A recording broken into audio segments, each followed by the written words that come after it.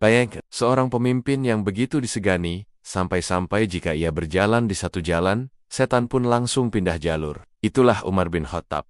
Sosok tegas, berani, tapi punya hati yang luar biasa lembut. Hari ini, kita akan menelusuri kisah luar biasa tentang pria yang dikenal sebagai Al-Faruq, pembeda antara kebenaran dan kebatilan. Umar dulu bukan sosok yang kita kenal sekarang. Ia dikenal keras, berani, bahkan ditakuti. Kalau zaman sekarang, mungkin Umar itu kayak bodyguard plus komentator Twitter yang kalau salah dikit, langsung dibantai argumennya. Tapi lihat, Allah punya rencana besar. Umar yang dulu memusuhi Islam, justru jadi salah satu pelindung terbesarnya. Suatu hari, Umar berangkat dengan niat membunuh Nabi Muhammad. Tapi di tengah jalan, ia mendengar bahwa adiknya Fatimah telah masuk Islam. Marah besar, ia mendatangi rumahnya, lalu mendengar lantunan ayat suci dari surah Taha. Sesungguhnya aku adalah Allah, tidak ada Tuhan selain aku. Maka sembahlah aku, dan dirikanlah sholat untuk mengingatku. Qs Taha 14. Saat itulah, Umar luluh. Pedangnya perlahan menunduk, hatinya terbuka, dan sejak hari itu, dunia berubah. Setelah Abu Bakar wafat, Umar diangkat jadi khalifah. Dan, wow, pemerintahannya benar-benar luar biasa. Wilayah Islam meluas dari Persia sampai Mesir. Tapi Umar bukan hanya pemimpin perang.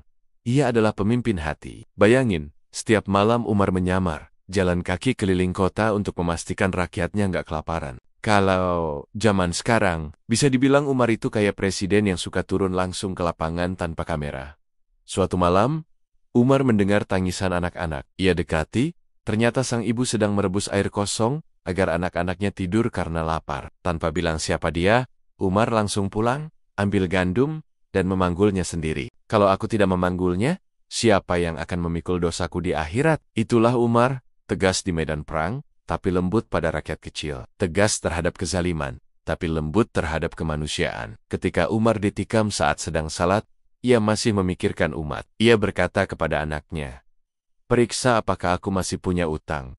Lunasilah, karena aku tak ingin menghadap Allah dengan beban di dunia." Bayangin, di detik-detik terakhir hidupnya pun, ia masih mikirin tanggung jawabnya. Pemimpin seperti apa yang bisa seagung itu? Kalau Umar hidup di masa modern, mungkin dia bakal jadi sosok yang viral di TikTok, bukan karena gaya hidupnya, tapi karena keadilannya. Kita belajar dari Umar, bahwa ketegasan tanpa kasih, kejam, dan kasih tanpa ketegasan, lemah. Keduanya harus berjalan seimbang, itulah pemimpin sejati. Jadi, kalau kamu merasa belum jadi versi terbaik dari dirimu, ingatlah Umar bin Khattab. Dari keras menjadi lembut, dari musuh Islam menjadi pelindungnya. Perubahan itu mungkin, asal hati mau terbuka. Terima kasih sudah menonton Sejarah Perjuangan Islam, channel yang menghidupkan kisah masa lalu agar jadi inspirasi masa depan. Besok kita akan bahas tokoh dan peristiwa besar Islam, sejarah yang tersembunyi.